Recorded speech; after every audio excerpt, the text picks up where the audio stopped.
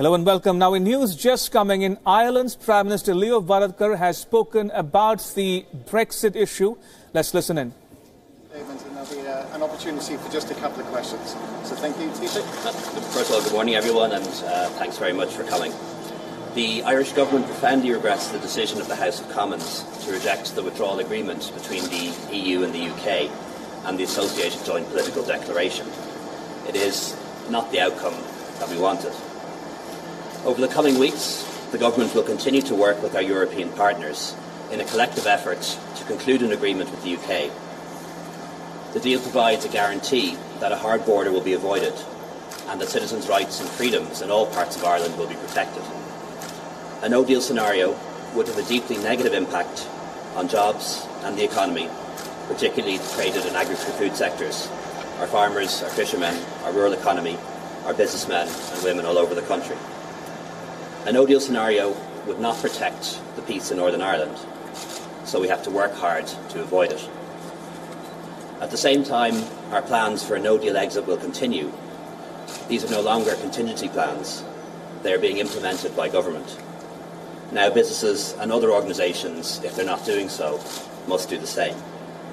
For government, this involves legislation, including the omnibus Brexit bill, preparations at our ports and airports for customs and SBS checks, contingency plans to ensure that medicine supplies are not interrupted, and further plans to support our exporters, businesses, employers who may be affected severely. We should never forget that Brexit is a British policy that originated in Westminster. After months of negotiation, we found a solution. That solution has now been rejected by Westminster. The problem now lies there. We understand that the Prime Minister will now consult with other parties and other political leaders on an agreed way forward. We welcome that. The onus is on Westminster to come up with solutions that they can support, but they must be solutions that the European Union and Ireland can accept. We've always said that if the United Kingdom were to evolve from its red lines on the customs union and on the single market. It's more people earning an income, earning a wage, able to provide for their families. We've seen more children in good and outstanding schools, more money into our National Health Service. What would put that in danger? A government led by the right honourable gentleman, more borrowing, more taxes, more spending, fewer jobs. Jeremy Corbyn! Thank you, Mr. Speaker, thank you. May I start by correcting the record? Last night I suggested this was the largest government defeat since the 1920s. I would not wish to be accused of misleading the House, because I've since been informed that is in fact the largest ever defeat for a government in the history of our democracy.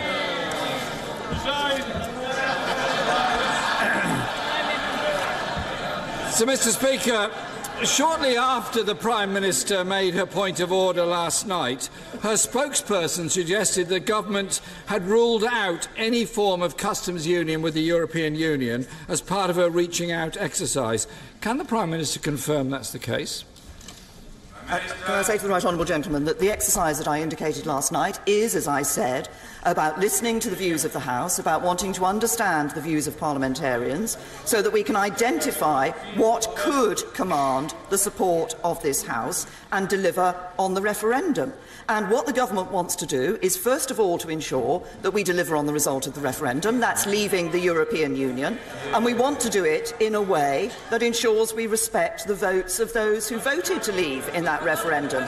That means ending free movement. It means getting a fairer deal for farmers and fishermen. It means opening up new opportunities to trade with the rest of the world. And it means keeping good ties with our neighbours in Europe. Jeremy Corbyn. Mr. Speaker, my question was about the customs union.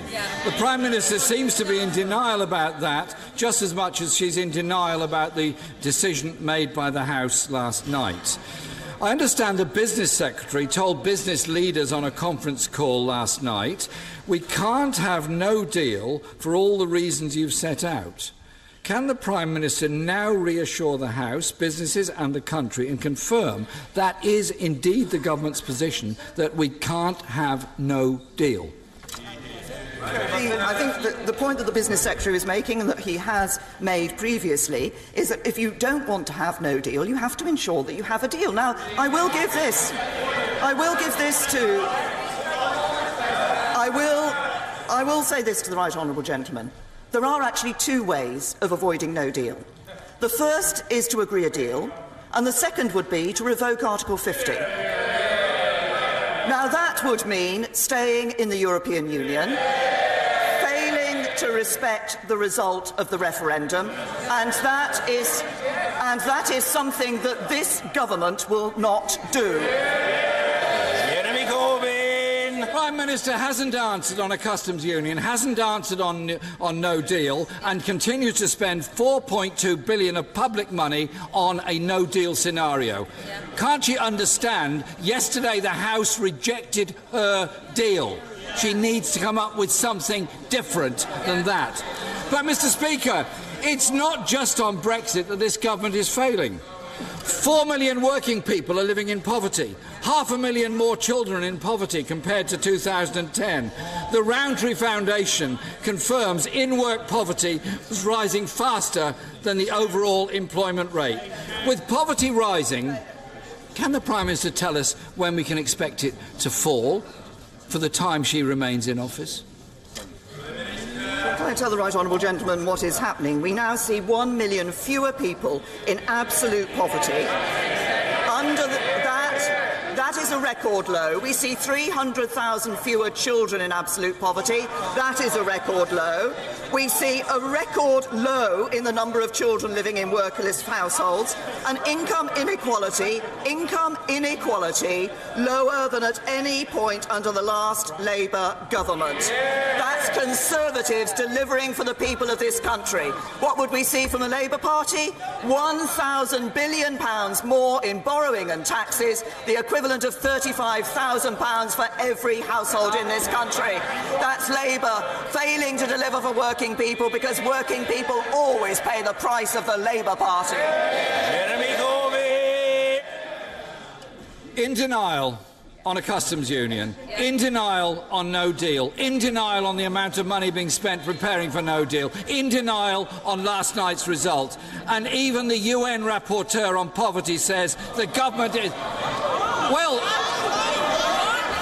Mr. Speaker, it's very telling indeed, that as soon as I mention the report of the UN rapporteur who said the government was in a state of denial about poverty in Britain, Tory MPs start jeering. Tell that to people queuing up at food banks. The government too, Mr. Speaker, has failed on children's education. Can the Prime Minister tell us what is her greatest failure?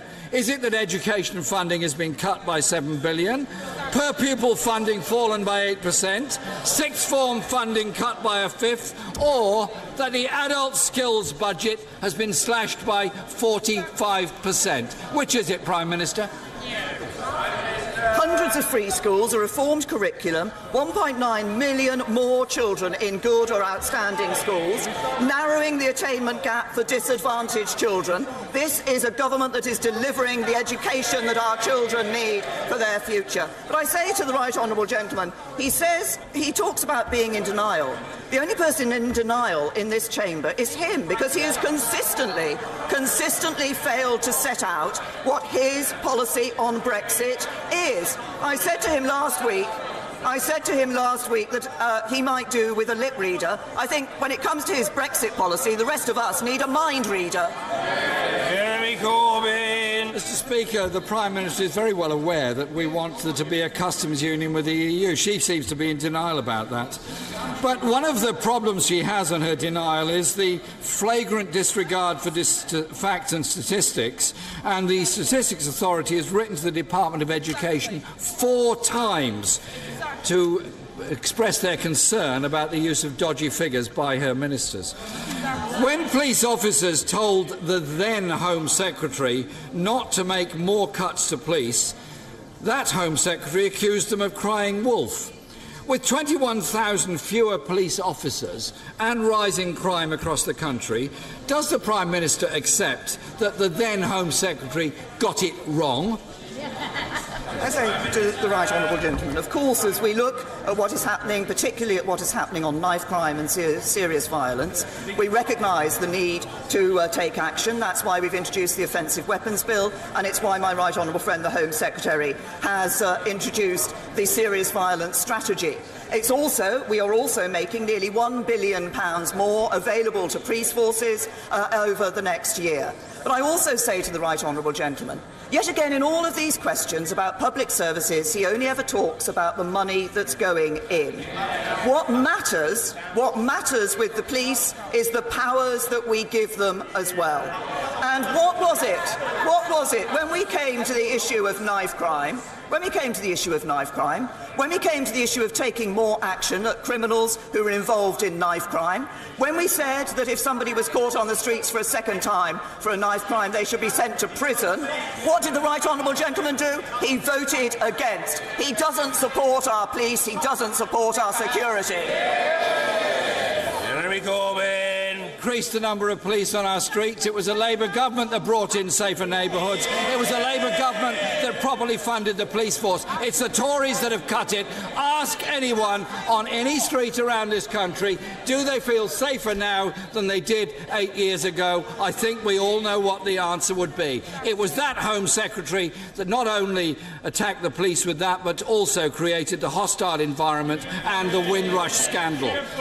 She promised to tackle burning injustices. She's made them worse, as Windrush showed. More homelessness, more children in poverty, more older people without care, longer waits at A&E, fewer nurses, rising crime, less safe streets, cuts to children's education. This government has failed our country. It cannot govern, cannot command the support of most people facing the most important issue at the moment, which is Brexit. They failed again and lost the vote last night.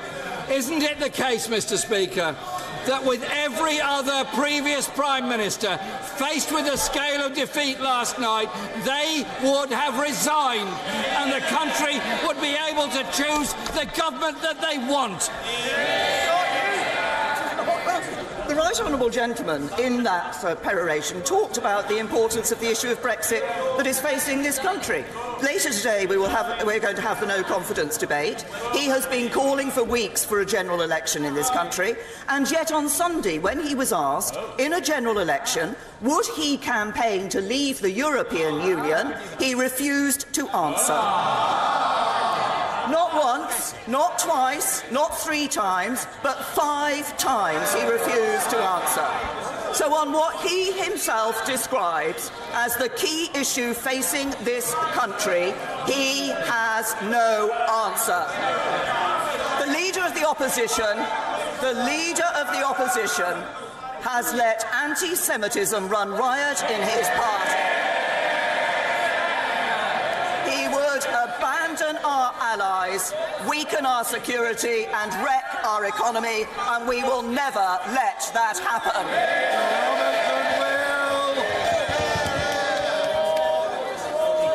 The Prime Minister will be aware of the Serious Minerals project in my constituency that is already employing around 1,000 people and is set to boost British exports by £2 billion. From her visits to China, where she met the company's customers, she will know how important this polyhalite fertiliser product can be around the world. The company is currently seeking a Treasury guarantee to complete its financing. Does the Prime Minister agree with me that this is precisely the sort of project the government should be supporting to show our commitment to the Northern Powerhouse and the industrial strategy? Can I say to my right honourable friend, I'd like to thank him for raising this issue, because I was particularly pleased to meet the CEO of Sirius during my trip to China and talk to them about the work that they're doing. And it is, as he says, exactly projects like this that drive investment and exports in the North that are what the Northern Powerhouse is all about. Now, in relation to the particular discussions my right honourable friend mentioned, I'm sure he'll understand these are commercially sensitive, so it would be inappropriate for me to comment on the specific discussions. But this, as I say, is exactly the sort of project that is what the Northern Powerhouse is all about, in driving investment, driving exports, good for the North. Ian Blackford. Thank you, Mr. Speaker. Can I associate myself with the remarks of the Prime Minister on the atrocity in Kenya and, of course, our solidarity with the people there. Mr. Speaker, yesterday the Attorney General said that any New Deal would be much the same as the one already on the table. We know that the European Union won't renegotiate. If the Prime Minister survives today to bring forward her Plan B, will she concede that Plan B will basically be a redressing of Plan A? As I said in one of my answers to the Leader of the Opposition, what we want to do, following the defeat that we had in this House last night, is listen to parliamentarians and find out the point at which what is it that would secure the support of this House. That is the question that we will be asking, but that is against the background of ensuring that we deliver on the referendum result, that we leave the European Union and we recognise what people were voting for when they voted in that referendum result, an end to free movement, ensuring that we could have trade, have our own trade policy with the rest of the world, be fairer to our farmers, fairer to our fishermen, but maintain that good relationship with our neighbours in the EU. Ian Blackford. I'm afraid, Mr Speaker, that simply didn't address the question. The EU won't renegotiate. The Prime Minister has no answer. She has failed. What an omni-shambles from this government, suffering a historic and a humiliating defeat, the worst for any UK government. Westminster is in chaos. But in Scotland, we stand united. Mr Speaker, Scotland voted overwhelmingly to remain, and we will not allow our country to be dragged out of the European Union or brought down by this Tory government. The Prime Minister knew that this deal was dead since Chequers. She knew it was dead when she moved the meaningful vote, and she knows, as we all know, last night was the last straw. The Prime Minister must now seek the confidence of the people, not simply the confidence of this House. The only way forward is to extend Article 50 and ask the people of Scotland and of the United Kingdom whether they want the Prime Minister's deal or whether they want to remain in the European Union. Mr Speaker, the Prime Minister now must legislate for a people's vote. I say to the right honourable gentleman, as he knows, and as I have said before, this House legislated for a people's vote. It legislated for a people's vote that was held in 2016, and that vote determined that the United Kingdom should leave the European Union. He talks about our country. Our country is the whole of the United Kingdom. England, Scotland, Wales and Northern Ireland, and it is for the whole of the United Kingdom that we will be looking for a solution that secures the support of this House and ensures that this Parliament delivers on the vote of the people. Jeremy Lefroy. Thank you, Mr Speaker. On behalf of all the members of the All-Party Group on Kenya, which I chair, and on behalf of my honourable friend, the member for Mid-Derbyshire, the Prime Minister's trade envoy to Kenya, can we express our sincere condolences and sympathy to the President and people of Kenya and encourage them in their fight against this terrorism. My right honourable friend has rightly committed very, very substantial amounts of extra money to the NHS, her and her government, and the plan produced last week is very encouraging.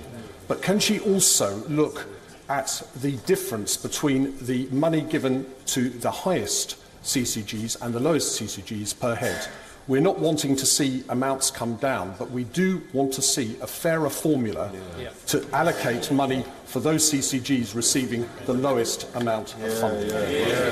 I thank my honourable friend for the remarks that he made from his position as chairman of the All-Party Parliamentary Group, as I understand it, on Kenya. I was pleased when I visited Kenya last August to meet with some of those who are working to fight terrorism, doing very important work to bring stability and security to people in that region, and very important that is too.